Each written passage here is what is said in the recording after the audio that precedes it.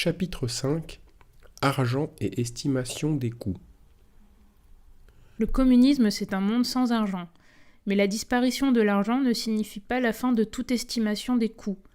Les sociétés et les actions humaines présentes, passées et à venir sont obligatoirement confrontées à ce problème qu'elles utilisent ou non des signes monétaires. Les critères choisis pour ces estimations varient évidemment suivant la nature profonde de la société. L'argent. Avec la société capitaliste développée, lorsque la marchandise est devenue la forme générale des produits, l'argent se présente aux yeux de tous comme une nécessité, bien que tous n'en aient pas la même quantité et n'en fassent pas le même usage. Il est un bien presque aussi nécessaire à la vie humaine et presque aussi naturel que l'oxygène. Peut-on survivre sans argent ? Le riche comme le pauvre doivent sortir leur porte-monnaie pour satisfaire leurs besoins les plus essentiels ou leurs caprices les plus futiles. À la place objective et cependant limitée que prend la monnaie répond la place subjective et fantastique qu'elle occupe dans la conscience sociale. Toute richesse finit par être assimilée à la richesse monétaire par les serviteurs de l'économie. Ce qui ne se paie pas semble perdre toute valeur, même s'il s'agit des biens les plus indispensables à la vie. L'air, l'eau, le soleil, les spermatozoïdes et les bulles de savon. Paradoxalement, cette époque se termine, mais dans le sens où l'économie triomphante s'occupe d'attribuer à tout une valeur marchande, de mettre l'eau en bouteille et de mettre le sperme en banque. Là où le vulgaire se contente de constater l'omniprésence et l'omnipuissance de l'argent et tente de profiter des faveurs de cette divinité capricieuse, messieurs les économistes s'occupent d'en faire l'apologie. L'argent n'est pas seulement indispensable dans la société présente, vérité qui s'appuie sur une expérience quotidienne et malheureusement indiscutable. Il est indispensable à toute vie sociale, un tant soit peu civilisée. La circulation monétaire est au corps social ce que la circulation sanguine est au corps humain. L'histoire du progrès, c'est l'histoire du progrès de la monnaie, du coquillage à la carte de crédit. Vous voulez débarrasser la société de l'argent ? Vous ne pouvez être qu'un attardé mental, un partisan du retour au troc. Remarquons en passant que ce troc si décrié, non seulement le capitalisme ne l'a pas éliminé, mais encore le réinvente sans cesse, notamment au niveau des échanges internationaux. La monnaie devient un voile qui finit par dissimuler la réalité économique. Il n'y a plus des fraiseuses, des ingénieurs, des spaghettis, mais des dollars ou des roubles. L'illusion que le contrôle de la monnaie, de son émission, de sa circulation et de sa distribution correspondent à un contrôle en profondeur de cet assemblage de valeurs d'usage que reste l'économie s'impose. D'où des déboires. L'argent est souvent contenté, mais ce n'est pas tant son existence qui est en cause que la parcimonie avec laquelle il se glisse dans les bourses. Plus on le critique, plus on en réclame. Veut-on briser le veau d'or et extirper l'idolâtrie ? Il vaut mieux pour être efficace avoir les poches pleines. Vous avez le choix entre l'abrutissement du travail, le risque du hold-up, les aléas de la loterie. N'en déplaise aux économistes, l'argent est une chose bien étrange. Cela saute aux yeux dès que l'on cesse de s'occuper de son indéniable utilité économique pour se concentrer sur son utilité humaine. Efforçons-nous d'être naïfs. Comment est-il possible, par quelle magie infernale, la richesse, possibilité de satisfaire des besoins, en est-elle arrivée à s'incarner dans la monnaie ? Quitte à prendre une forme particulière pour rester visible à nos yeux et ne rappeler à notre bon souvenir, elle aurait pu, à l'exemple de notre Seigneur Jésus-Christ, choisir le pain et le vin qui sont choses utiles et agréables. Eh bien non, elle a préféré s'incarner sous la forme de l'or et de l'argent, métaux parmi les plus rares et les plus inutiles. Pire, aujourd'hui, elle ne se présente plus au commun des mortels que sous sa forme de papier. Le seul besoin auquel répond la monnaie est le besoin de l'échange. Elle disparaîtra avec la disparition de l'échange. Il est monstrueux de vouloir supprimer l'argent en conservant l'échange ou en voulant un échange enfin égal. Au début du XIXe siècle, des « socialistes ricardiens » ont proposé que les marchandises soient échangées directement en fonction de la quantité de travail consacrée à leur production. Les bolcheviks Boukharine et Preobrazhensky propageaient en 1919 de semblables illusions. Ouvrez les guillemets, l'argent, dès le commencement de la révolution socialiste, perd peu à peu de sa valeur. Toutes les entreprises nationalisées, pareilles à l'entreprise d'un seul grand patron, ont une caisse commune et elles n'ont plus besoin de se faire des achats ou des ventes contre de l'argent. L'échange sans argent est ainsi graduellement introduit. L'argent est, de ce fait, écarté du domaine de l'économie populaire. Même à l'égard des paysans, l'argent perd lentement de sa valeur et c'est le troc qui le remplace. La suppression de l'argent est encore favorisée par l'émission par l'État d'une énorme quantité de papier-monnaie. Mais le coup décisif sera porté à l'argent par l'introduction de carnets de travail et par le paiement des travailleurs au moyen des produits, fermez les guillemets, extrait de l'ABC du communisme. Il y a eu des tentatives pour démonétariser au moins partiellement l'économie. Les transactions entre entreprises se traduisant uniquement par des opérations comptables. Cela n'a rien donné, ni de très fameux, ni de très communiste. Compliment. Dans le monde communiste, les produits circuleront sans que de l'argent doive circuler en sens inverse. L'équilibre ne se fera pas au niveau du ménage ou de l'entreprise. Ce qui sort en marchandises correspond à une rentrée d'argent et vice-versa. Il s'établira directement de façon globale et se mesurera directement à la satisfaction des besoins. Fin de l'échange ne veut évidemment pas dire que les enfants ne pourront plus échanger des billes et des images, les amoureux des compliments. Des trocs limités subsisteront à une petite échelle. Surtout au début, ils compléteront le réseau général de distribution et remédieront à ses rigidités. La meilleure indication montrant que le secret de la monnaie ne réside pas dans sa nature matérielle, c'est que les étalons monétaires ont changé suivant les lieux et les époques. Le sel et le bétail ont pu jouer ce rôle. Les métaux précieux, notamment l'or, n'ont été finalement sélectionnés qu'en fonction de leur inutilité même. Dans un moment de disette, l'or ne peut être retiré de la circulation pour être consommé. Lorsque l'or est retiré de la circulation pour être thésaurisé ou pour servir d'ornement, c'est en fonction de sa valeur économique. Des qualités et surtout une rareté particulière l'ont fait primer à un certain niveau de développement économique. Lors des premiers balbutiements du système marchand, le sel a pu être une monnaie à cause de son utilité même et du fait qu'il se trouve concentré à des endroits particuliers. Il était l'objet de circulation par excellence. Aujourd'hui, la monnaie tend à se dématérialiser. Elle se trouve garantie non plus par la valeur de son support, mais par la banque et le système financier qui la contrôle et la manipule. Elle ne cesse pas d'être moyen d'échange, mais elle devient surtout un instrument au service du capital. Cela permet de la récupérer et de l'utiliser au mieux pour financer des investissements, pour faire crédit au capital. Détruire la monnaie, cela ne veut pas dire brûler les billets de banque et confisquer ou dissoudre l'or. Ces mesures peuvent être nécessaires pour des raisons symboliques et psychologiques, pour désorganiser le système. Elles ne peuvent suffire. La monnaie ressurgira sous d'autres formes si le besoin et la possibilité de la monnaie persistent. Du blé, des conserves de sardines, du sucre peuvent devenir des moyens d'échange et même de salarialisation.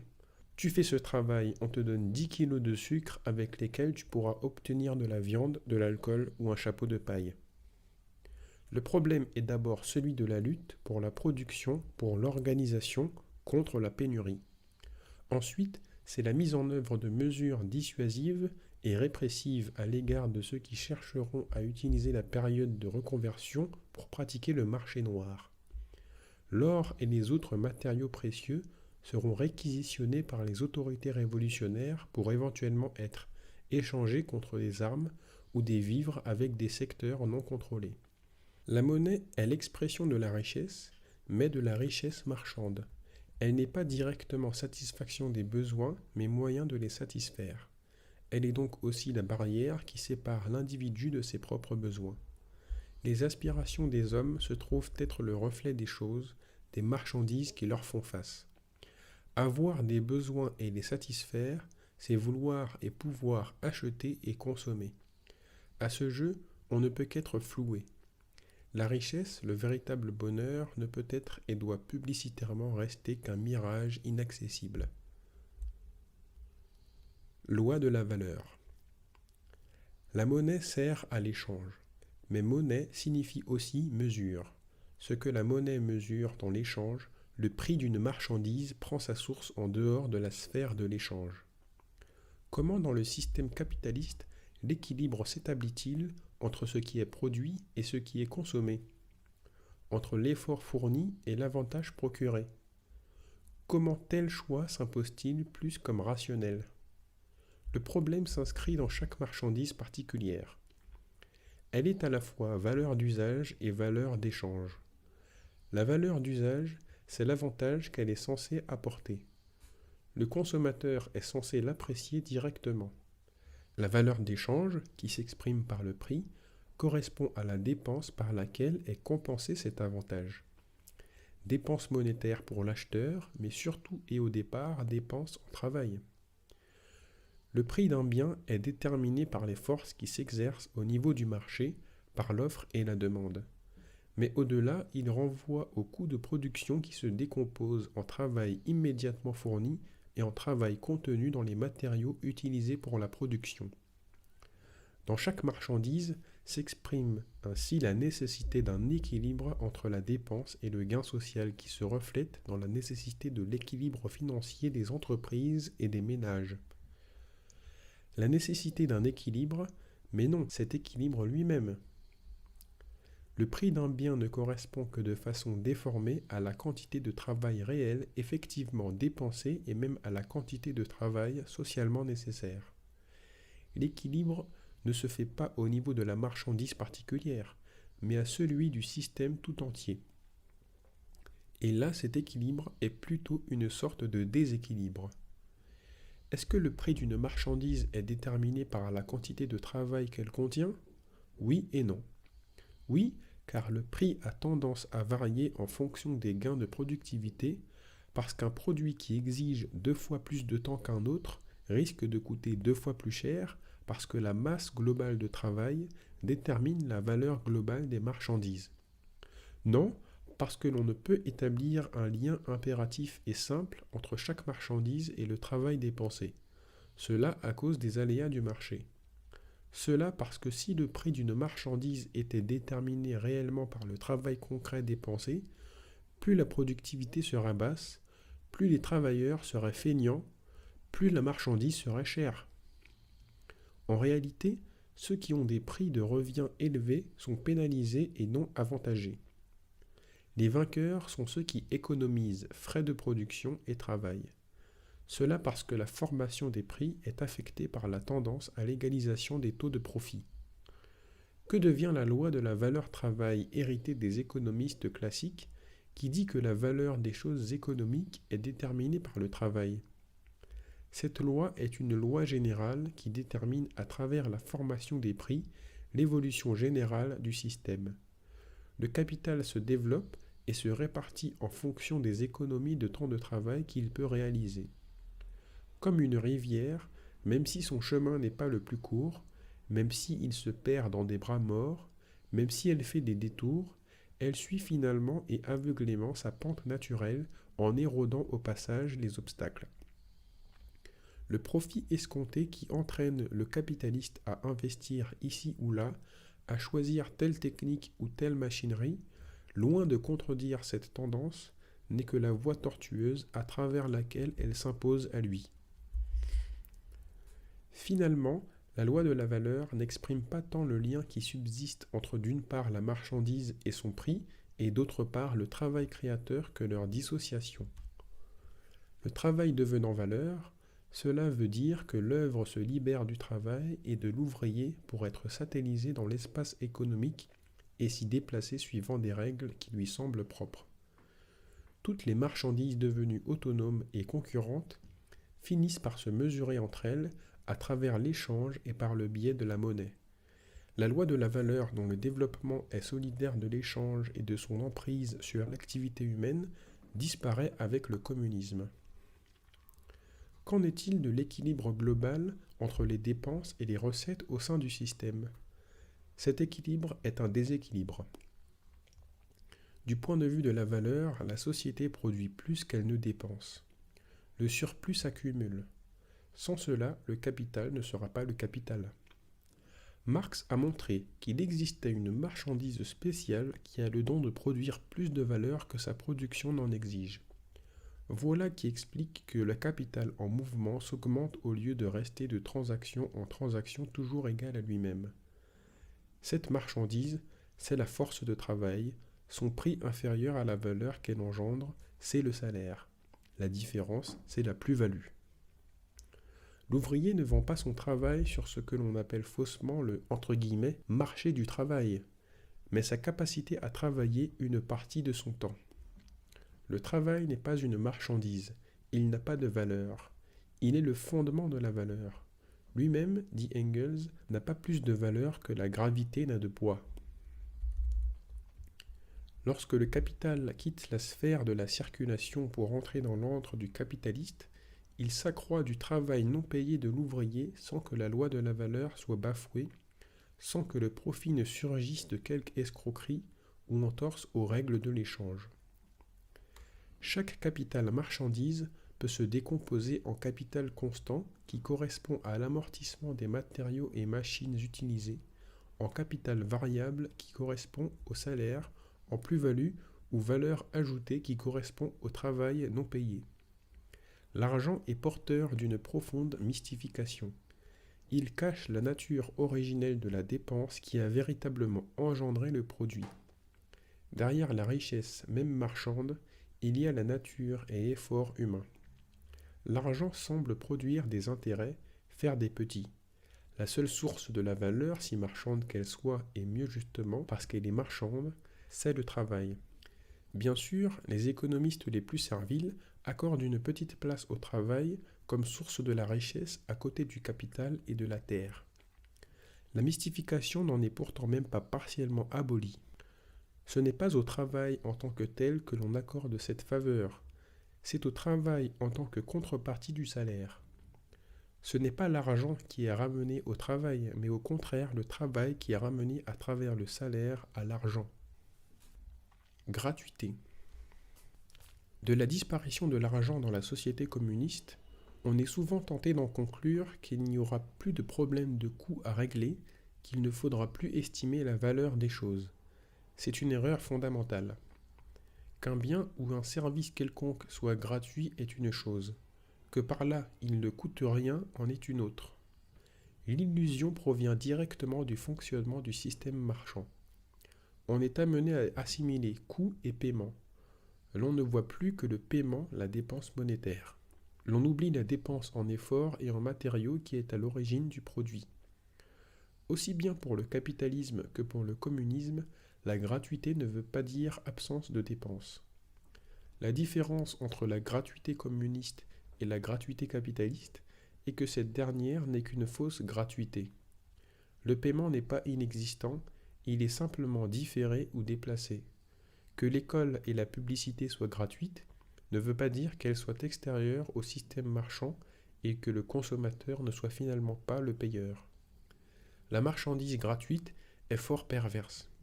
Elle signifie consommation imposée ou semi-imposée, difficulté à choisir et à refuser ce que l'on vous, offre. Dans la société nouvelle, le coût des choses devra être connu et s'il le faut, calculé. Non par maniaquerie comptable ou pour éviter des tromperies devenues sans raison. Il s'agira de prendre en compte la dépense provoquée pour savoir si elle se justifie, pour la réduire si possible. Il faut évaluer l'impact positif ou négatif que provoque sur l'environnement humain et naturel la satisfaction d'un besoin ou la mise en œuvre d'un projet. Une aiguille, une voiture, justifie-t-elle le temps et la peine consacrés à leur production et les désavantages afférents à leur utilisation ? Vaut-il mieux implanter une unité de production à tel ou tel endroit? Telle production justifie-t-elle que l'on réduise des stocks de minerais limités? On ne peut laisser agir le hasard ou l'intuition.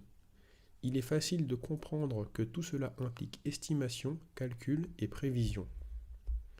Si nous conservons la notion de coût si chargée d'économisme, c'est parce qu'il ne s'agit pas simplement de choix et de mesures, d'un processus intellectuel, mais de dépenses physiques. Quel que soit le niveau technique atteint, il y aura des activités qui coûteront et des tâches plus pénibles que d'autres. Que tout devienne facile et indifférent serait une chose triste et plus étrangère à une société communiste qu'à une autre. La marchandise présente une double face. Valeur d'usage et valeur d'échange. Elles paraissent relever de deux ordres irréductibles. La valeur d'usage, l'utilité relève du qualitatif. L'utilisateur compare et apprécie ce qui lui convient le mieux, un avion ou une orange. Le choix ne peut être indépendant de sa situation et de ses besoins concrets. La valeur d'échange relève du quantitatif. Les biens s'évaluent tous et s'ordonnent objectivement en fonction d'un étalon unique, qu'il s'agisse d'avion ou d'orange. Le communisme n'est pas tant un monde où se perpétue une valeur d'usage enfin débarrassée de la valeur d'échange qui la parasite, qu'un monde où la valeur d'échange se nie et redevient valeur d'usage. L'avantage et le désavantage relèvent du même ordre de choses et ne sont plus accolés et séparés dos à dos.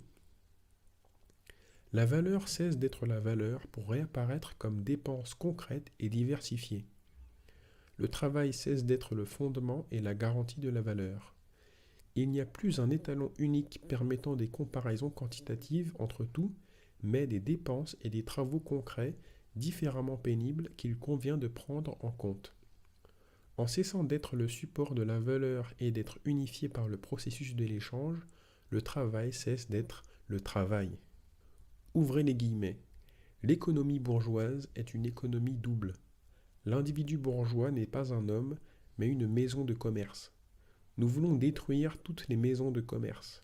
Nous voulons supprimer l'économie double pour en fonder une d'une seule pièce que l'histoire connaissait déjà à l'époque où le troglodyte sortait pour cueillir autant de noix de coco qu'il avait de compagnons dans la caverne avec ses mains pour seul instrument. Fermez les guillemets. Extrait de Propriété et Capital par Amadeo Bordiga. Il y aura gratuité parce que le « don » remplacera la vente. Ceux qui effectueront telle ou telle tâche dans le but de se satisfaire directement eux-mêmes ou d'être aussi utiles à d'autres paieront directement par l'effort fourni. Est-ce très nouveau? Non, puisque même aujourd'hui, l'idée ne viendrait à personne de faire payer pour une discussion ou une dispute le prix de sa salive. Dans une conversation, on n'échange pas un certain temps de parole ou une certaine quantité de décibels, on s'efforce de dire ce que l'on a à dire parce que l'on estime que l'on a à le dire.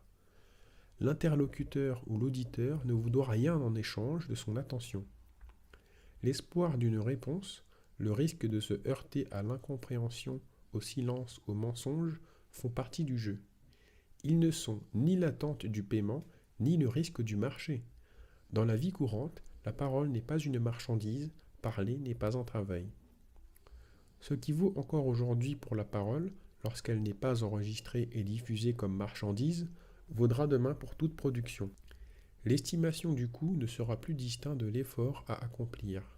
Le préalable, le premier pas du calcul, sera l'impulsion qui portera vers telle ou telle activité. Un livre ou une chaussure seront entre guillemets offerts, comme peuvent l'être aujourd'hui des mots. Le don implique jusqu'à un certain point réciprocité, la parole appelle la réponse, mais cela n'est plus le processus anonyme et antagoniste de l'échange. Temps de travail.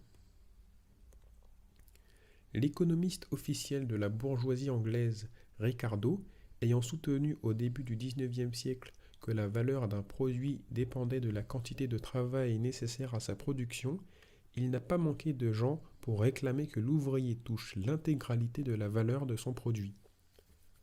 Le profit se voyait condamné moralement comme un vol. Le problème du socialisme est celui de la rémunération, d'une juste rémunération. Un communiste américain, Braille, s'élève plus haut. Il voit dans l'échange égal, non pas la solution, mais un moyen de préparer la solution qui est la communauté des biens. Une période de transition où personne ne touchant plus la valeur de son travail ne peut devenir très riche s'avère nécessaire. Chacun touchera dans des magazines l'équivalent en objets divers, ce qu'il aura produit sous une autre forme. L'équilibre se maintiendra entre la production et la consommation. Dans Misère de la philosophie, Marx rend hommage à Breil et le critique aussi, où l'échange même égal redébouche sur le capitalisme. Ouvrez les guillemets. Monsieur Breil ne voit pas que ce rapport égalitaire, cet idéal correctif qu'il voudrait appliquer au monde, n'est lui-même que le reflet du monde actuel, et qu'il est par conséquent totalement impossible de reconstituer la société sur une base qui n'en est qu'une ombre embellie.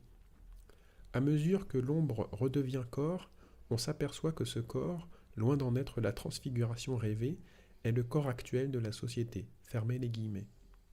Où l'on en finit avec l'échange, ouvrez les guillemets, ce qui est aujourd'hui le résultat du capital et de la concurrence des ouvriers entre eux, sera demain, si vous retranchez le rapport du travail au capital, le fait d'une convention basée sur le rapport de la somme des forces productives à la somme des besoins existants. Mais une telle convention est la condamnation de l'échange individuel. Fermez les guillemets. Sans vouloir recourir à l'échange, certains révolutionnaires, Marx et Engels au premier chef, ont compris l'impérieuse nécessité de régler le problème des coûts et de leur comptabilité dans la société future. Ils ont cherché un étalon pour estimer et comparer les dépenses. Régulièrement, l'étalon proposé a été la quantité de travail. Cette quantité se voyant mesurée par le temps parfois corrigé par l'intensité. Tout investissement de la société peut ainsi être ramené à une certaine dépense de temps. L'orange et l'avion ne correspondent plus à une certaine quantité de monnaie, mais à un nombre donné d'heures de travail. Malgré leurs différences de nature, ils peuvent se comparer sur une même échelle. Cette façon de faire semble logique. Que peut-il y avoir de commun entre différents biens, sinon le travail qu'ils contiennent? C'est de là que partait Marx dans le Capital pour découvrir le travail comme source de valeur. Quel autre étalon trouver? Marx et Engels ont adopté cette conception sans s'enliser dans des détails pratiques. D'autres ont cherché à la développer plus dans les détails en la fondant sur une comptabilité précise en heures de travail qui permet d'évaluer la valeur de chaque bien. Pour notre part, nous n'avons pas évoqué un « au-delà du travail » pour nous précipiter ensuite misérablement sur la mesure par le temps de travail dès qu'il s'agit d'aborder les dures réalités pratiques. La théorie de la mesure des biens ou de la prévision des investissements par la quantité de travail est fausse. Elle doit être radicalement rejetée. Il ne s'agit pas d'une querelle de méthode, mais d'un problème de fond qui concerne la nature même du communisme. La mesure par le travail reste économiste. Elle veut la fin de la loi de la valeur, mais ne voit pas tout ce que cela implique. La société capitaliste tend à se perpétuer tout en étant débarrassée de la division en classes et de la valeur d'échange. L'on a voulu régler un problème présentant deux aspects. Le premier est celui de la rémunération ouvrière. Le deuxième, plus général, concerne la distribution des forces productives dans le champ social. Comment sans argent distribuer les biens de consommation? Comment récompenser justement le travailleur en fonction de l'effort fourni? À ce sujet, Marx reprend dans la critique du programme de Gotha le point de vue de Breil. Il le débarrasse de ses côtés gênants. Dans une période transitoire où le principe « à chacun selon ses besoins » ne pourra pas encore être appliqué, la rémunération dépendra du travail fourni. Elle dépendra et ne sera pas égale, car une partie de ce que représente ce travail devra aller à un fonds social pour être consacré à la production des biens de production, à l'aide aux impotents.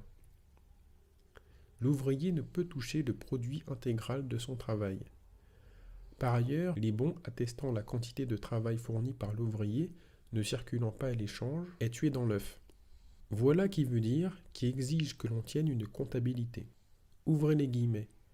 Le travail, pour servir de mesure, doit être calculé d'après la durée ou l'intensité, sinon il cesserait d'être un étalon de mesure. Fermez les guillemets. Extrait de Critique du programme de Gotha.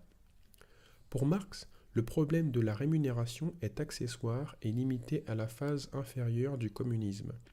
Au contraire, la question de la distribution des forces productives est fondamentale et permanente. Dans une société communiste, ouvrez les guillemets, disparaît en premier lieu le capital argent en même temps que le travestissement des transactions économiques qui s'ensuit. Le problème se réduit simplement à la nécessité pour la société de calculer d'avance la quantité de travail, de moyens de production et de moyens de subsistance qu'elle peut, sans le moindre dommage, affecter à des entreprises, la construction de chemins de fer par exemple, qui ne fournissent ni moyens de production, ni moyens de subsistance, ni effet utile quelconque, pendant longtemps, 1 an et plus, tout en obligeant à prélever sur la production totale du travail et des moyens de production et de subsistance, fermez les guillemets. Extrait de Le Capital, livre 2. Calculer la quantité de travail nécessaire ne veut cependant pas dire que la loi de la valeur puisse se perpétuer alors que disparaît le capital argent. En effet, la quantité de travail est répartie en fonction des besoins. Dans Misère de la philosophie, Marx écrit, ouvrez les guillemets, dans une société à venir où l'antagonisme des classes aurait cessé, l'usage ne serait plus déterminé par le minimum du temps de production, mais le temps de production qu'on consacrerait à un objet serait déterminé par son degré d'utilité. Fermez les guillemets. La loi de la valeur n'est qu'une expression particulière, mercantile d'une règle plus générale qui s'applique à toute société. Ouvrez les guillemets. En réalité, aucun type de société ne peut empêcher que la production ne soit réglée, d'une manière ou d'une autre, par le temps de travail disponible de la société. Mais, tant que cette fixation de la durée du travail ne s'effectue pas sous le contrôle conscient de la société, ce qui peut se faire uniquement sous le régime de la propriété commune, mais par le mouvement des prix des marchandises, la thèse exposée avec tant de justesse dans les annales franco-allemandes reste entièrement valable. Fermez les guillemets. Voilà ce que Marx écrivait à Engels le 8 janvier 1868. Quelle était la thèse exposée par ce dernier ? Ouvrez les guillemets.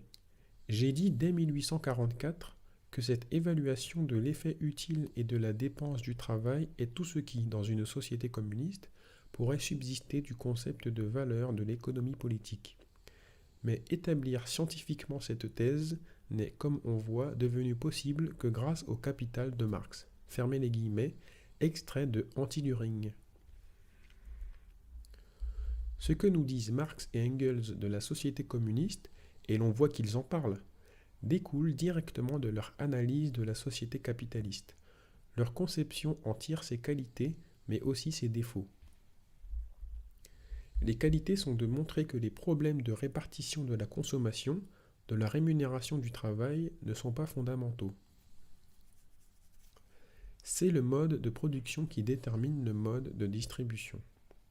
Affirmer contre les bonnes âmes que le travailleur ne pourra toucher l'intégralité du produit de son travail prolonge directement une analyse du capitalisme où l'on montre que la valeur d'une marchandise couvre, en plus du salaire et de la plus-value, le capital constant.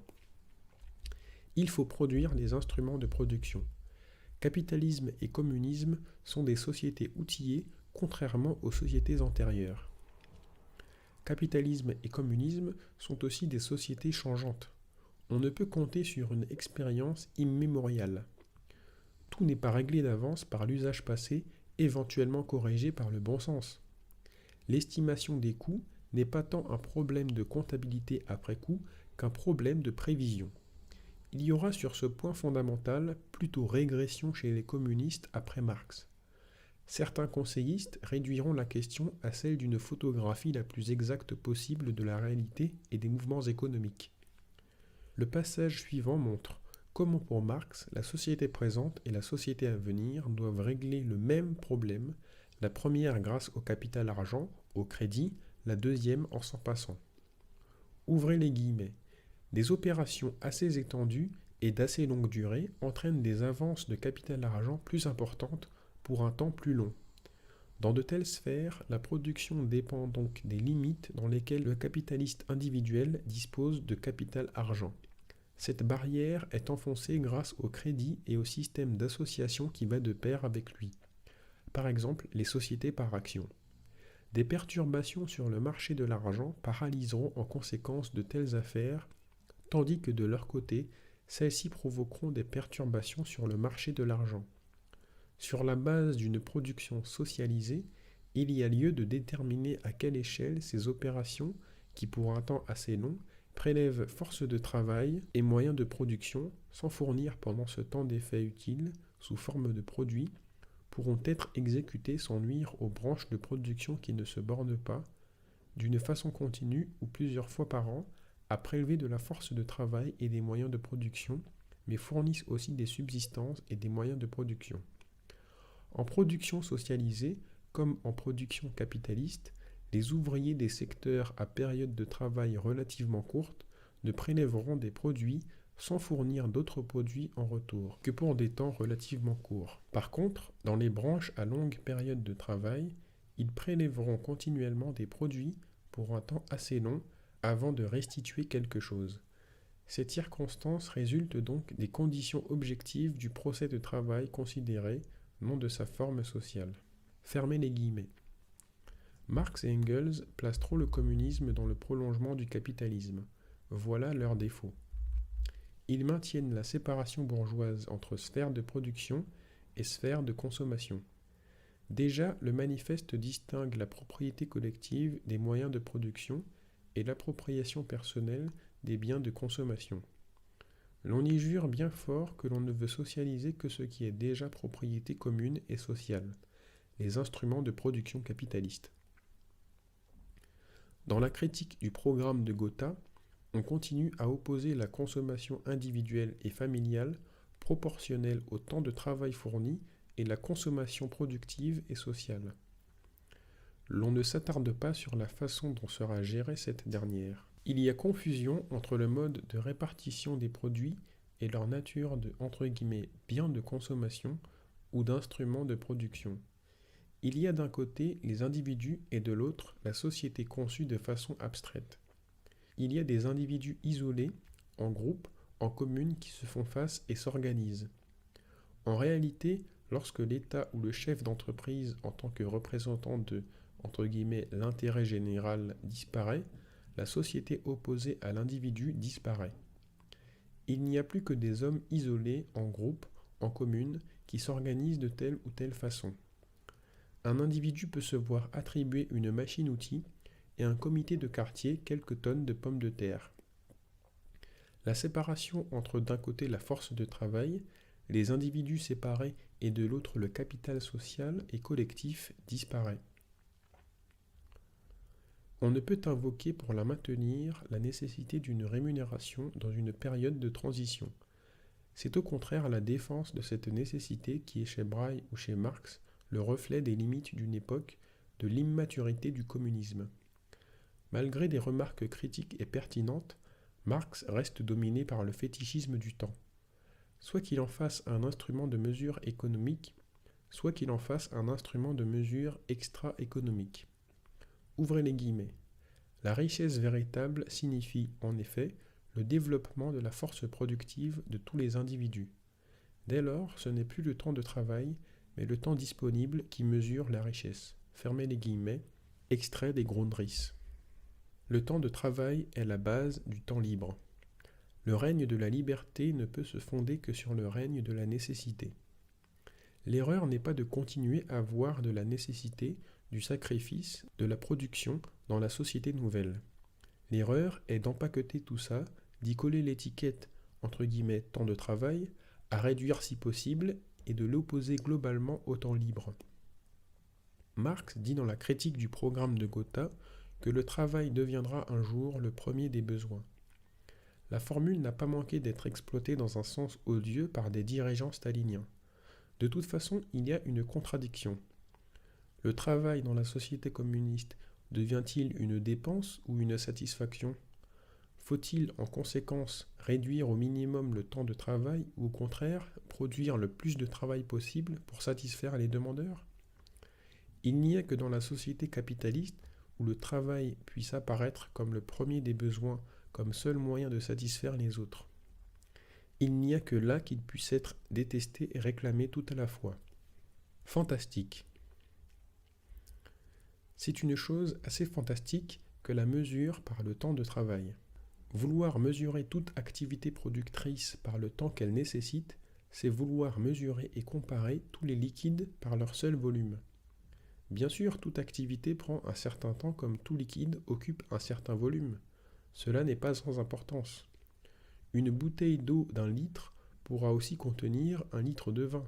Mais qui oserait en déduire qu'une bouteille d'eau vaut en toutes circonstances une bouteille de vin, d'alcool, de sirop de grenadine ou d'acide chlorhydrique? Cela ne peut à la rigueur valoir que de l'étroit point de vue de celui qui les stocke. Le temps, c'est le seul langage objectif dans lequel puisse s'exprimer l'effort créateur du serf ou de l'ouvrier du point de vue de l'exploiteur. Cela signifie mesure de l'extérieur, contrôle et antagonisme. La durée et l'intensité de l'activité l'emportent sur sa nature et sa pénibilité particulière qui tendent à devenir indifférentes. La subjectivité de ce qui est éprouvé est sacrifiée au profit de l'objectivité de la mesure. La création et la vie sont soumises à la production et à la répétition. La mesure par le temps est antérieure au système marchand.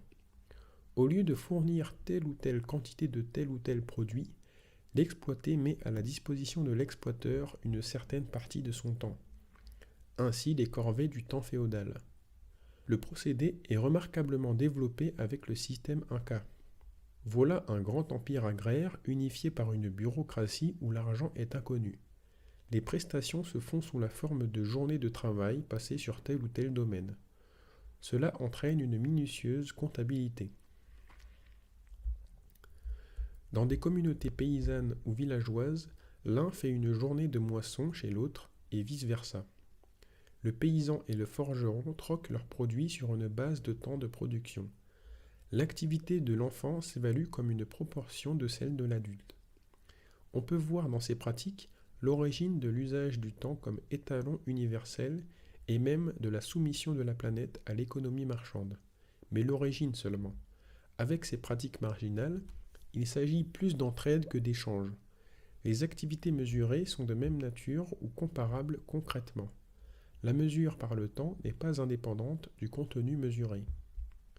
C'est avec le double développement du système marchand et de la division du travail que la mesure par le temps a commencé à prendre son caractère fantastique. Elle se détache du contenu de l'activité au fur et à mesure que celle-ci se diversifie. Le mouvement s'accentue quand l'échange pénètre dans la sphère de la production. La mesure par le temps se développe en liaison à la tendance à l'économie du temps de travail. Il faut produire le plus possible dans le moins de temps possible. La possibilité de la mesure par le temps n'est pas indépendante de la compression de l'activité humaine dans le plus petit volume temporel possible.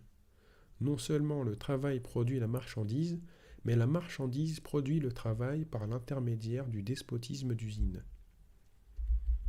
Ce faisant, la mesure par le temps n'apparaît plus dans sa naïveté, elle se voile derrière l'argent et se justifie par les nécessités financières. Les idéologues bourgeois, notamment ceux qui se réclament de Saint Marx, projettent ce fétichisme du temps et de la production sur toute l'histoire humaine. Ce n'est plus qu'une lutte incessante pour dégager du temps. Si les sauvages sont restés sauvages, c'est parce que dominés par leur faible productivité, ils n'ont pas trouvé le temps nécessaire à l'accumulation d'un surplus. Le temps est rare, on doit y compresser l'activité la plus dense possible. Loin de ne penser qu'à gagner du temps, les sauvages s'occuperaient plutôt du moyen le plus efficace de le dilapider. Ils sont souvent d'un caractère nonchalant. À part quelques instruments de chasse, ils s'occupent peu de mettre des biens de côté. Au XVIIIe siècle, Adam Smith renonce à fonder la valeur sur le temps de travail en ce qui concerne les temps modernes. Mais cette valeur travail, il la voit à l'œuvre dans ces sociétés primitives où les choses ne se sont pas encore compliquées. Il imagine que des chasseurs veuillent échanger leurs différents gibiers. Sur quelle base peuvent-ils le faire, sinon sur la base du temps de travail en fonction du temps nécessaire à attraper les animaux ? Voilà qui suppose une mentalité économiste et échangiste, là où règnent des règles de partage et des liens de réciprocité. Admettons cependant que l'échange existe déjà ou que nos sauvages aient décidé de dépenser rationnellement leurs forces pour acquérir de la viande au moindre coût. Bâtiront-ils leur système sur le temps de travail nécessaire?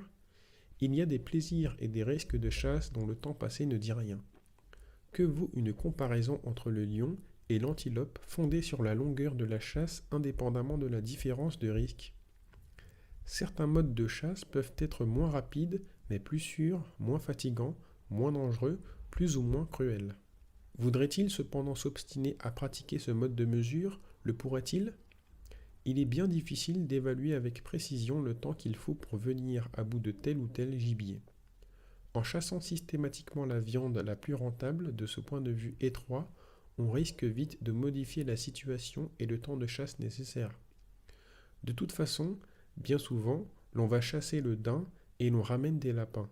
Inutile de programmer ce qui n'est pas programmable. Va-t-on nous dire que cela ne vaut plus pour notre époque civilisée et policée, que la chasse est une activité productrice très particulière? Il faut se détromper. C'est l'omniprésence de l'échange qui nous masque la réalité. La mesure par le temps de travail ne s'élève pas au-dessus des aléas, des risques humains, de l'épuisement des ressources. Ces problèmes ne sont pas propres aux sauvages, mais à toute société. Refoulés par la logique du capital, ils ressurgissent avec force. La mesure par le temps ne tient compte qu'indirectement des répercussions sur l'environnement et de la pénibilité de l'activité. Peut-on l'utiliser avec le communisme en traduisant la modification ou la destruction d'un paysage, l'épuisement d'une mine, la production d'oxygène d'une forêt dans son langage? Les avantages ou inconvénients annexes d'une production seraient estimés au temps de travail virtuellement économisé ou virtuellement dépensé. C'est dépasser le capitalisme en absurdité en voulant ouvertement et consciemment réduire des valeurs d'usage, des qualités à des valeurs travail. Comment évaluer la valeur d'un paysage? Doit-on considérer la dépense nécessaire pour le reconstituer minutieusement? À ce prix, plus grand-chose ne serait rentable. Pour estimer la valeur différente de deux périodes égales de travail dont les risques ou la pénibilité sont différents, doit-on les comparer sur une même échelle? Une heure de maçonnerie coûterait autant qu'une heure et demie de menuiserie. Soit l'on estimerait que la différence correspond à la dépense de temps nécessaire pour soigner le maçon, laver ses vêtements, soit on renonce à tout réduire à une dépense en temps de travail, mais alors comment établir les coefficients qui expriment les différences de valeur ou de pénibilité qui existent entre les travaux? Pourquoi d'ailleurs vouloir établir des coefficients objectifs quand ces différences dépendent des conditions et du rythme de l'activité et du goût des participants? Que les travailleurs se déchaînent et les partisans de la mesure par le temps ou de la rémunération en fonction des heures de travail risquent de se voir dépassés. Dès que l'activité cessera d'être compressée, elle changera de nature et se dilatera. La quantité et le caractère de la production ne pourront plus être évalués en fonction de la durée du travail consommé. Un tel qui restera peu de temps produira encore assez, un autre qui y passera sa journée fera peu de choses. Si la rémunération prétendait se fonder sur le temps de présence, elle devrait exiger des garde-chiourmes sérieux ou deviendrait vite une incitation à la paresse. Que des travailleurs se mettent d'accord pour assurer une certaine production ou consacrer un certain nombre d'heures par jour à des tâches productives est une question d'organisation pratique qui n'est pas liée directement à la détermination du coût de ce qu'ils produisent. Dans telle usine, l'on pourra passer 2 fois plus de temps que dans une autre pour fabriquer des objets dont le coût sera identique. On peut certes parler de répartition sociale du temps de travail dont dispose la communauté. Mais il ne faut pas oublier que le temps n'est pas une matière que l'on distribue à la louche. Ce sont des hommes qui iront à tel ou tel endroit, s'occuperont de telle ou telle tâche. À partir du moment où le temps disponible n'est pas extraordinairement rare et destiné à satisfaire des besoins absolument nécessaires, il y aura des tâches plus urgentes que d'autres, des hommes plus pressés que d'autres. Avec le capital, il faut dissocier le prix, la dépense de la force de travail et ce qu'elle apporte, le travail qui n'a pas de valeur. Cette dissociation perd son sens avec le communisme. On ne peut plus séparer force de travail et travail, l'homme et son activité. Cela signifie d'abord qu'il n'y a plus de plus-value, même accaparée, pour la communauté, ou une forme nouvelle de surplus social. On ne peut plus parler d'accumulation, ni parler d'expansion autrement qu'en grandeur physique. Parler d'accumulation socialiste est une absurdité, même si à un moment on produit plus d'acier ou de bananes qu'avant, même si l'on consacre plus de temps social à la production. Ces mouvements ne se traduisent plus en valeur ou même en temps dépensé. Cela signifie ensuite que le travail qui n'a pas de valeur avec le capitalisme en acquiert une avec le communisme. Cette valeur qu'il acquiert n'est ni morale ni marchande. Elle ne veut pas dire éloge du travail, mais exprime au contraire son dépassement. Le travail, source de la valeur, est un invariant. On l'économise, mais son identité n'est pas en cause. Avec le communisme, telle ou telle activité ne se distingue plus de la peine qu'éprouvent les hommes qui la pratiquent. Les travaux n'ont pas tous le même coût humain. Il s'agit de développer les moins coûteux. En société capitaliste, si l'on quitte le point de vue du capital pour s'occuper de celui de l'ouvrier, le travail a aussi un coût. Tel poste est préférable à tel ou tel autre. Le soir, on sent sa fatigue ou son énervement, mais finalement les différences sont faibles, le travail étant toujours considéré comme du temps plus ou moins perdu. On s'acharne peu à calculer l'ennui ou la dégradation de la santé. Pour l'ouvrier, le prix de toute cette merde, c'est le salaire. On sait que c'est une mystification et que le salaire n'est pas déterminé par l'effort fourni ou l'ennui éprouvé. La supériorité du communisme, c'est de ne pas se satisfaire de la satisfaction des besoins de « consommation ». Il s'attaque à la transformation des activités productives si l'on veut des conditions de travail. Le choix des investissements ne se fait pas d'abord en fonction de l'économie du temps de travail, même si la rapidité d'exécution rendue possible peut intervenir. Il s'agit, en produisant les conditions dans lesquelles se déroulera l'activité, de favoriser les plus agréables.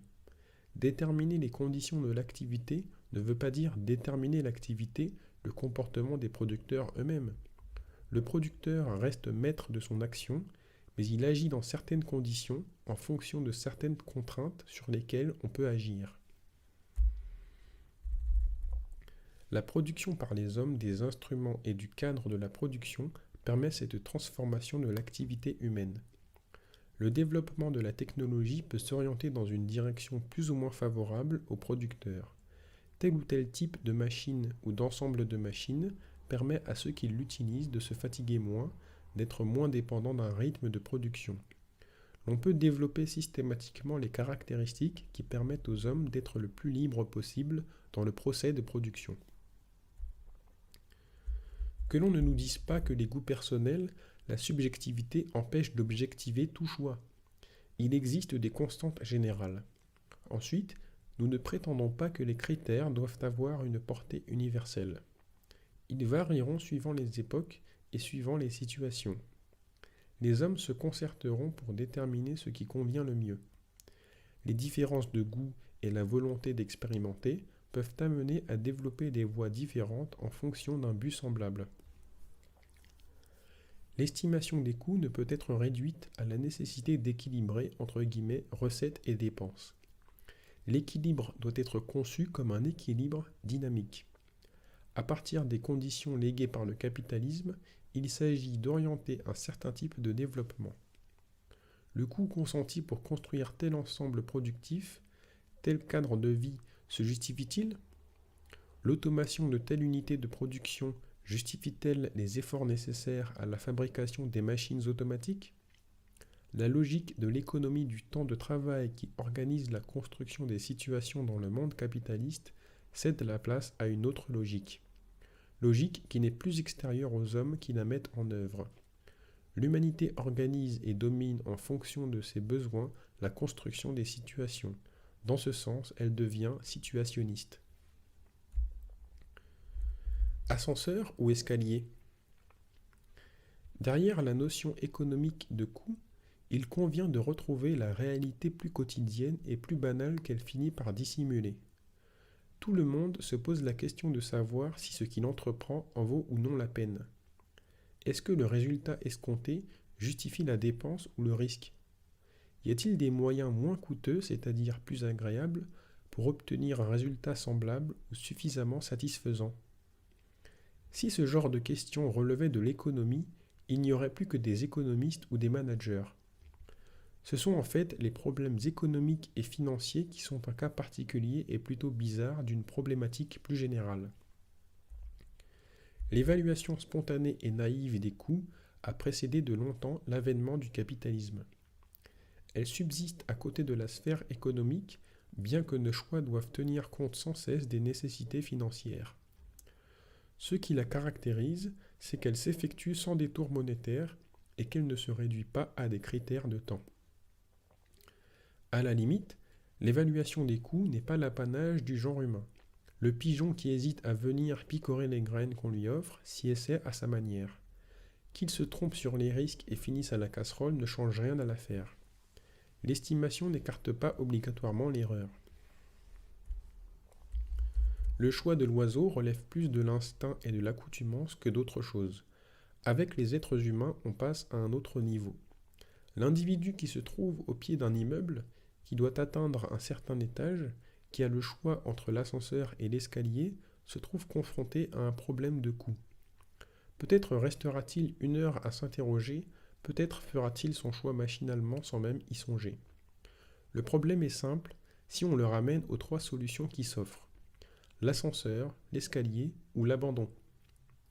Il se complique si l'on prend en considération les éléments qui interviennent consciemment ou non dans la prise de décision. Quel est l'étage à atteindre? Est-il même connu? Notre homme est-il en bonne santé? Vieux, fatigué, cul-de-jatte? Quelle est la hauteur des marches? La raideur de l'escalier? La vitesse et la fréquence de l'ascenseur? L'urgence de la démarche? La décision prise ne sera pas économique. Elle sera subjective, directe et liée à une situation concrète. Elle n'est pas monétaire. Il ne s'agit pas de savoir pour quelle solution il faudra débourser le plus à condition que l'ascenseur ne soit pas, comme cela arrive, payant et entendu que de toute façon quelqu'un a payé pour son fonctionnement. La rapidité d'exécution peut intervenir dans le choix, elle pourra peut-être devenir déterminante, mais cela n'est pas lié à la situation.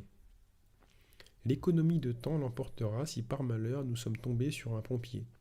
Peut-être préférera-t-il d'ailleurs utiliser sa grande échelle. Comment appliquer à l'économie ce qui justement reste extérieur à la sphère économique? C'est un faux problème. Le vrai problème est justement de savoir si l'on peut aller au-delà de l'économie, la dissoudre en tant que sphère séparée. Il s'agit d'en finir avec l'économie. Cela n'est pas devenu possible parce que soudain nous aurions découvert que l'on pouvait substituer aux méthodes actuelles des procédés plus simples et plus directs. Paradoxalement, c'est le développement de l'économie, la socialisation de la production, l'interdépendance formidable des entreprises, la mise au point de méthodes de prévision et de calcul économique qui permettent cette rupture. À l'avenir, les principes qui guideront nos choix seront aussi simples et transparents que ceux que nous pratiquons sans cesse. Il s'agira de réduire les efforts, les peines, les dépenses. Ce ne sera pas le but en soi de la vie sociale, mais une tendance au sein et en fonction des projets mis en œuvre. Peut-être que l'on se fixera des tâches très difficiles et très périlleuses, mais on s'efforcera de se les faciliter. Une équipe d'alpinistes peut se lancer à l'assaut d'un sommet difficile sans pour cela accepter de le faire les mains nues. Principe simple ne veut pas toujours dire méthode et solution aisée. Les difficultés proviendront de la nature même et de la complexité des problèmes à régler. Peut-être naîtront-elles aussi de l'inadéquation des méthodes de calcul à l'objet du calcul ou de la difficulté à déterminer les critères de choix. Le risque d'erreur, la nécessité de se contenter d'approximations ne condamne rien. De toute façon, cela ne constituera pas un recul par rapport au stade présent. Ce qui vaut aujourd'hui pour l'utilisation de l'escalier ou de l'ascenseur vaudra demain pour leur production et leur installation. Les contraintes objectives entre lesquelles se meut l'utilisateur ne seront plus déterminées économiquement. Vaut-il mieux construire un escalier, un ascenseur, les deux, ou ne rien construire du tout? Ces questions en impliquent toute une série d'autres. Est-ce la peine de monter? Ce besoin est-il si important et si fréquent qu'il justifie la dépense nécessaire pour engendrer l'escalier, l'ascenseur, la corde ou le coup de pied au cul qui permet d'atteindre l'étage désiré? On peut renverser la perspective. Doit-on construire des bâtiments en hauteur vu le coût des ascenseurs? Au contraire, vu le plaisir que procure cette fabrication d'ascenseurs, doit-on multiplier les gratte-ciels? La liste des questions à se poser est pratiquement infinie. Voilà qui semble décourageant. En réalité, l'on ne s'en posera qu'un nombre réduit. Beaucoup sont écartés par le simple bon sens. Nos alpinistes ne pourront exiger un ascenseur pour leur expédition. Toute décision se fait en fonction d'une situation concrète où tout un tas de questions ont été réglées a priori par les faits. L'habitude nous joue des tours, mais nous évite aussi des tracas. Il y a beaucoup de chances que l'homme qui était au pied de l'immeuble s'est basé sur elle. L'estimation des coûts prend toute son importance lorsque l'on se trouve face à une situation nouvelle, lorsque l'on amorce un nouveau processus productif. Le problème de la fabrication et de l'installation de l'ascenseur et de l'escalier risque d'être un problème courant qui s'effectue en fonction d'éléments connus. Un cas un peu particulier ou un peu nouveau sera traité comme une modification d'une situation plus classique. Il existe une hiérarchisation des solutions. Lorsque l'on décide la mise en chantier d'un immeuble, le coût des moyens d'ascension, approximativement connu, sera probablement secondaire. Une fois la décision générale prise, il faudra bien construire l'escalier, l'ascenseur ou les deux. Les choix qui subsisteront porteront sur la nature et la qualité du matériel. Ces choix ne se feront là encore pas dans l'absolu, mais en fonction des produits et des techniques réellement sélectionnés et développés dans ce domaine. Tout choix tend à dégager la solution optimum, mais tout choix se fait en fonction d'un certain nombre de contraintes. L'optimum risque d'être lui-même un compromis entre les intérêts des différents groupes concernés. La fin de la division de l'économie en entreprises concurrentes ne signifie pas que toute la production sociale ne formera plus qu'un seul ensemble coordonné où toute activité serait immédiatement asservie à une autre, où il n'y aurait qu'un seul intérêt commun et où l'estimation des coûts se ferait directement à un niveau global. Pour des raisons humaines et techniques, les producteurs se fractionneront en groupes dont les intérêts ne seront plus antagonistes, mais dont les opinions pourront diverger. Même si les individus passent d'une occupation à une autre, d'un atelier ou d'un chantier à un autre, même si les groupes ne sont pas permanents, le fractionnement dans le temps et dans l'espace persistera. La construction d'un bâtiment implique l'entrée en action de différents corps de métier. L'on peut imaginer qu'avec le communisme, l'architecte se fasse manœuvre, maçon ou peintre. Cela n'évitera pas, surtout si la construction est importante, la division des hommes en équipes distinctes et des travaux en phases séparées. Les bâtisseurs se verront dans l'obligation de faire appel à des apports extérieurs. Ils devront peut-être se faire aider et conseiller. Surtout, il leur faudra se procurer des machines et des matériaux. Ces produits venus de l'extérieur, comment connaître et tenir compte de leurs coûts? Les bâtisseurs peuvent chercher à se faciliter la tâche lorsqu'il s'agit de la répartition et de l'utilisation de leurs propres forces et capacités. Mais lorsqu'ils doivent piocher dans des stocks qu'ils n'ont pas eux-mêmes constitués, cela ne vaut plus. Tel matériau dont la mise en œuvre est plus aisée ou qui apportera plus de satisfaction aux utilisateurs du bâtiment peut cependant être rejeté vu son coût de fabrication. Dans chaque situation, il faut que l'avantage obtenu justifie la dépense pour éviter du gâchis. Les produits ou même des procédés de mise en œuvre devront avoir un coût connu objectivement. C'est en fonction de ce coût que les utilisateurs feront un choix rationnel. Est-ce que cela veut dire que chaque produit portera une étiquette sur laquelle son « prix » sera inscrit? La ménagère qui fera son « marché » se trouvera-t-elle en face de choux ou de carottes accompagnée d'un indice chiffré? Cela serait une triste répétition de la situation actuelle. En règle générale, chacun prendra ce dont il a besoin à partir du moment où cela sera disponible et où il n'aura pas connaissance d'une demande plus urgente que la sienne. Le calcul des coûts est d'abord une prévision et se traduit directement dans la nature et la quantité des biens offerts. Pas besoin d'une étiquette chiffrée pour exercer une pression, sinon sur le porte-monnaie, tout au moins sur les intentions de l'utilisateur. Il existe diverses sortes de ciments qui ont actuellement et qui continueront certainement à avoir des coûts de production différents. Il serait stupide d'utiliser un ciment 2 fois plus cher que celui qui suffirait. Généralement, la nature visible du produit ou le mode d'emploi qui l'accompagne suffit à déterminer l'usage souhaitable. Lorsqu'il y aura risque de confusion, il suffira de spécifier dans le mode d'emploi la différence de coût entre les différents produits. Actuellement, le travail mort pèse sur le travail vivant, le passé sur le présent. Avec le communisme, le coût d'un produit n'est pas l'expression d'une valeur à réaliser, d'équipement à amortir. Cela veut dire que le coût d'un objet ne représentera pas forcément la dépense qu'il a nécessitée, ni même une dépense moyenne nécessaire pour l'ensemble des produits de son espèce. Un produit sera affecté du coût auquel il pourra être présentement remplacé. Une hausse ou une baisse de productivité n'aurait aucune raison de se traduire par une différence entre un coût de production et un prix de vente. Elle serait enregistrée immédiatement comme telle, y compris pour les objets fabriqués auparavant. Cette variation pourrait se traduire par une expansion de la production concernée si elle devient plus rentable. L'augmentation des investissements n'aura pas pour base un surprofit. Il peut exister dans la production d'un même produit ou de 2 produits similaires des différences de coûts. Ces différences peuvent provenir du maintien en usage de procédés de fabrication plus arriérés que d'autres. Souvent, elles sont déterminées par des conditions naturelles. Les rendements agricoles sont très variables, toutes les mines ne sont pas aussi faciles à exploiter. Est-ce que cela veut dire que des produits semblables se verront affecter des coûts différents ou que se dégagera un coût moyen valable pour tous, comme aujourd'hui un prix du marché moyen a tendance à se dégager ?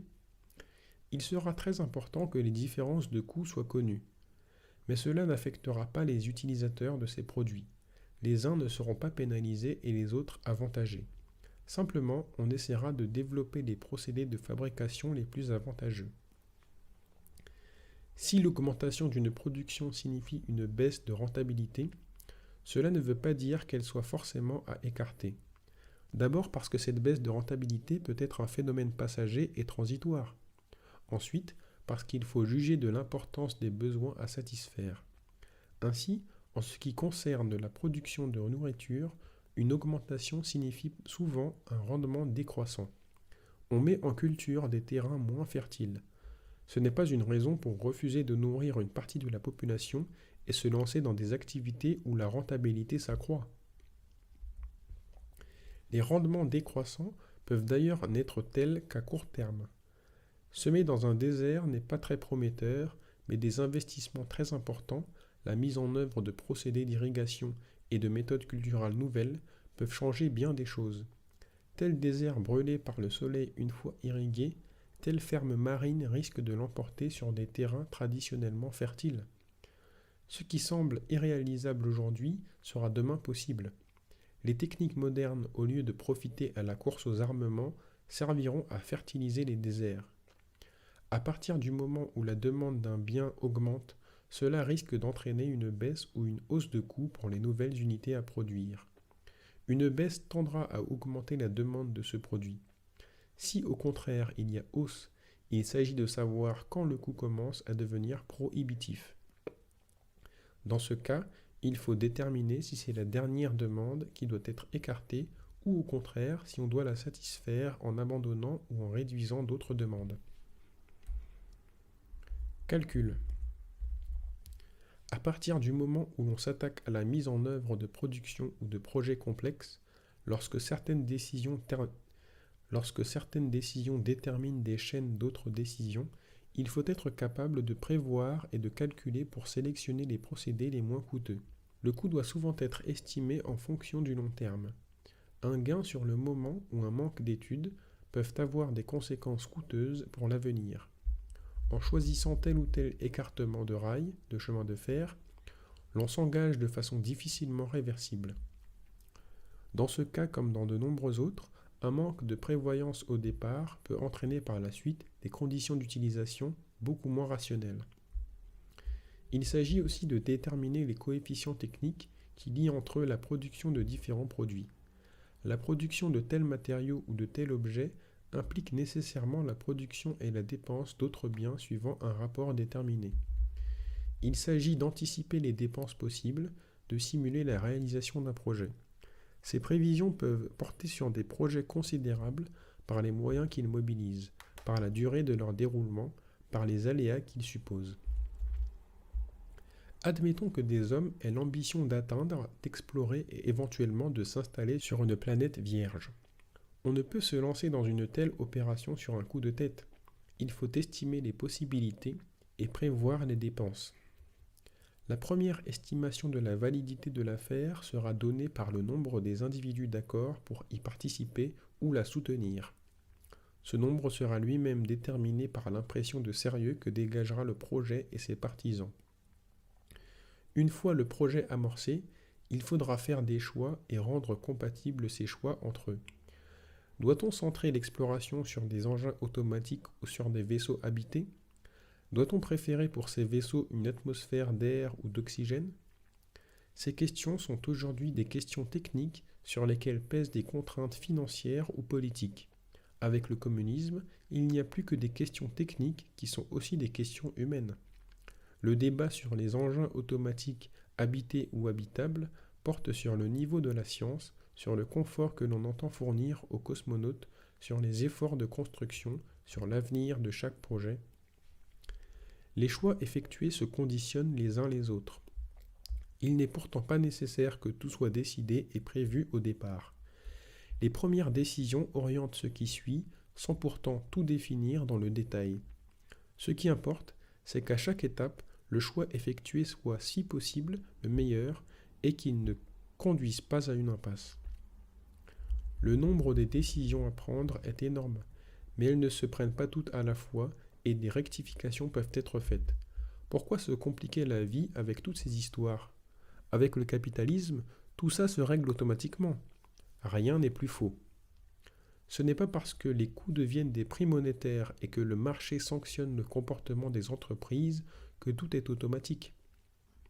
À un niveau général, il existe une planification et une prévision. Cela vaut aussi pour les entreprises un tant soit peu conséquentes. Toutes les opérations ne sont pas immédiatement sanctionnées par le marché. Cette sanction représente l'étape finale d'un ensemble de dépenses et de décisions. Il faut si possible anticiper sur la décision du marché. Les entreprises puissantes ne font plus dépendre directement leur prix des fluctuations du marché, mais tendent à calculer et à imposer un prix optimum. Ce prix n'est pas forcément celui qui permettra d'écouler le plus de marchandises ou même de maximiser les rentrées d'argent à court terme. Il peut être fixé en fonction d'une stratégie globale. Dans les pays de l'Est, les prix commencent à être déterminés par des moyens mathématiques. À l'Est comme à l'Ouest, l'entreprise tend à se libérer du marché pour imposer sa stratégie à travers ses prix. Ce n'est pas une tendance fondamentalement nouvelle. Aujourd'hui, elle se voit accentuée par la puissance des groupes, par la possibilité technique de singulariser un produit, par le développement des méthodes de calcul économique. La concurrence et le marché ne sont pas abolis. Simplement, leurs effets sont retardés et la bataille entre les monopoles ne porte pas directement et uniquement sur le niveau des prix. L'important est que se développent au sein même de la société et des entreprises capitalistes des méthodes d'estimation et de prévision qui pourront être utilisées de façon plus systématique avec le communisme. Le développement des ordinateurs s'est accompagné de toute une recherche mathématique destinée à représenter et à formaliser la réalité pour traiter des problèmes de choix, de simulation, de stratégie économique. Même lorsqu'il ne s'agira plus de prendre en considération et de satisfaire au mieux des critères financiers, cette recherche pourra être utilisée et développée. De façon courante, les entreprises ne comptent pas sur le marché pour organiser le plus rationnellement possible la production des biens. Le marché est une sanction d'un comportement, mais non un guide précis et technique pour ce comportement. Ouvrez les guillemets. Ainsi, imaginons un industriel qui désirerait, avec des tôles, fabriquer le nombre maximum de boîtes cylindriques. S'il est doublé d'un ingénieur, il pourra calculer immédiatement le rapport hauteur-diamètre, assurant la meilleure utilisation du métal. Ce rapport vaut 1,103. À défaut, notre industriel adoptera des valeurs entre guillemets au hasard. Mais si une concurrence intervient entre plusieurs entreprises, celles ayant choisi les plus mauvaises valeurs seront ruinées. Et donc, par voie purement expérimentale, les fabricants seront conduits à retenir, sans savoir pourquoi, des coefficients toujours plus proches de 1,103. Fermez les guillemets. Extrait de Le roman de la vie par Albert Ducrocq. La rationalisation entre guillemets scientifique s'étend à l'organisation même de la production et de la distribution. La recherche opérationnelle complète l'habitude et le bon sens. Déjà en 1776, le mathématicien Monge entreprenait d'étudier de façon systématique l'organisation la moins onéreuse des travaux de Déblais et Remblai. Cela déboucha aussi sur des apports purement mathématiques. Appliquée aux opérations militaires durant la Deuxième Guerre mondiale, la recherche opérationnelle continua à se développer grâce à la puissance des calculateurs électroniques. On l'utilise pour des problèmes de compétition et de réaction entre adversaires, des phénomènes d'attente, la gestion des stocks, la prévision de l'usure et du remplacement des équipements, la simulation. Il ne s'agit plus de simple comptabilité, mais de déduction à partir de l'analyse du passé et du présent, de ce qui pourra se produire et de ce qui sera souhaitable. Comparaison. Avec le communisme comme avec le capitalisme, pour estimer les coûts et choisir les meilleures solutions, il faut pouvoir comparer. Comment comparer ? Tant qu'il existe une monnaie, c'est-à-dire un équivalent universel, tout est simple puisque n'importe quel bien est censé pouvoir être évalué en fonction de cet étalon unique. Il existe un rapport quantitatif entre tous les produits. À partir du moment où on veut se passer de la monnaie et même de la mesure par la quantité de travail, sur quoi fonder la comparaison ? Que peut-on trouver d'autre qui soit commun à tous les biens, qui les rendent comparables entre eux ? Il n'y a pas d'autre étalon unique et universellement valable. On s'en passera donc. Cela n'empêchera pas les comparaisons. Ces comparaisons seront qualitatives et se fonderont sur des critères différents et variables. Elles ne s'effectueront plus en fonction d'une référence abstraite et universelle. Elles resteront attachées à des situations et à des objectifs concrets. Ce qui est fantastique, c'est que des biens différents puissent être équivalents entre eux indépendamment de leur nature propre. On peut comprendre que des aliments puissent être comparés en fonction de leur teneur en protéines, de leur poids, de leur fraîcheur. Mais ces différents critères ne permettent pas de définir une équivalence générale. Le besoin d'une équivalence générale ne peut pas être dissocié du besoin de l'échange. Toutes les choses doivent pouvoir se comparer d'un point de vue universel parce qu'elles sont devenues des biens échangeables, des valeurs économiques. C'est justement cela qui doit disparaître et que le rêve ou le cauchemar de la mesure par le temps de travail voudrait sauver en le déguisant. Même sous le règne du capital, toutes les comparaisons ne peuvent pas être réduites à des comparaisons de valeurs. Les biens restent des valeurs d'usage. Le jugement de l'acheteur porte sur le prix, mais aussi sur l'utilité et la qualité du produit. Lorsqu'une ménagère fait son marché et choisit entre une laitue et une botte de radis, elle le fait en fonction du goût de son gendre, du repas de la veille, de l'aspect du produit, de la place qui reste dans son panier. Le prix n'est vraiment déterminant que lorsque deux produits identiques ont des valeurs différentes. La multiplicité des critères qui entrent en jeu n'empêche pas la ménagère de faire des comparaisons et de choisir. Son jugement est subjectif, il n'est pas universellement valable. Cela ne veut pas dire qu'il soit irrationnel au regard de la situation qu'il concerne. Lorsqu'il s'agira de choisir entre plusieurs procédés de fabrication, il faudra certes dégager un accord plus général. Le choix sera moins subjectif dans le sens où il devra se libérer de l'humeur du moment, où ses conséquences seront à plus long terme. Actuellement, il arrive que les évaluations purement monétaires ne soient pas décisives ou se voient corrigées par d'autres. Les risques de variation importante de certains prix au cours du temps, les nécessités politiques contrarient les visions financières. Prenons la question des centrales nucléaires. À côté des arguments économiques s'opposent des points de vue sur le coût écologique, social ou politique. L'on parle, souvent avec mauvaise foi, de rendement énergétique, des problèmes de transport et de stockage des déchets, d'indépendance nationale, de création ou de réduction d'emplois. Dans la société communiste, il n'est plus nécessaire de ramener toute comparaison à une échelle universelle. Il suffit de pouvoir déterminer les possibilités réellement offertes et de favoriser celles qui donnent les résultats les plus rapides, celles qui sont les plus sûres, les moins dangereuses. L'important est de déterminer sur le tas un ensemble de critères pertinents et en fonction de ces critères, de confronter directement entre elles les solutions envisageables. Il ne s'agit pas tant de quantifier que d'ordonner entre eux les critères et les solutions. C'est la signification relative, qualitative qui prédomine. Nous ne comptons pas sur les calculateurs pour tout régler, mais ils seront nécessaires et utilisables. Ouvrez les guillemets. Conçus d'abord pour des opérations comptables et la gestion a posteriori, employés aussi pour des calculs scientifiques, ils ont longtemps, 10 ans peut-être, été considérés comme des instruments destinés à fournir des résultats quantitatifs. Voilà que ce caractère se transforme. Grâce aux méthodes de la recherche opérationnelle et plus spécialement à celle de la simulation, l'accumulation des chiffres aboutit à un résultat qualitatif. On ne s'intéresse plus aux nombres exacts, mais à leur signification relative, de laquelle dépend l'orientation du choix. Ainsi, les calculateurs deviennent-ils des moyens de gestion prévisionnelle. Fermez les guillemets. Extrait de la recherche opérationnelle par Forbos et Le Garf.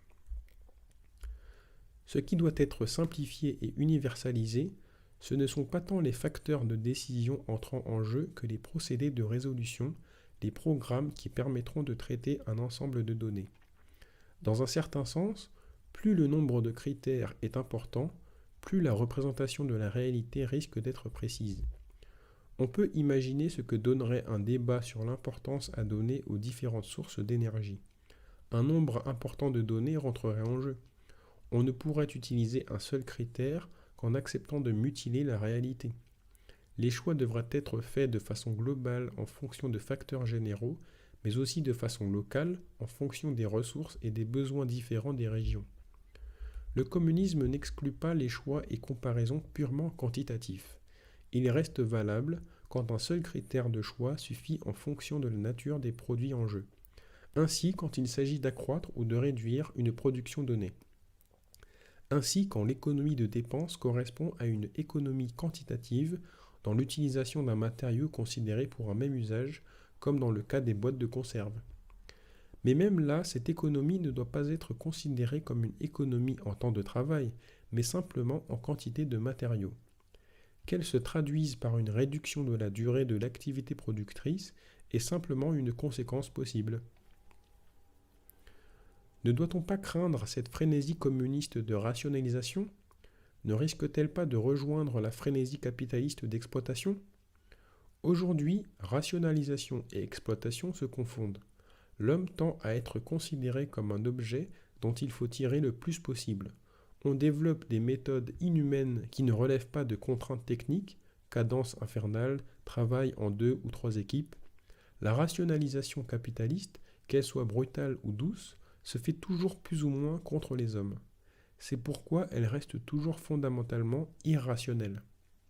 La rationalisation communiste n'a pas pour but d'imposer un rythme de travail. Elle tendra par essence à augmenter la liberté et la satisfaction des humains. La prise de décision et la mise en œuvre ne se fera pas extérieurement aux goûts et aux habitudes des gens concernés. Il existe des contraintes techniques, des besoins de production qui influeront sur l'allure et la durée de l'activité, mais cela n'aura plus rien à voir avec la rentabilisation du capital humain.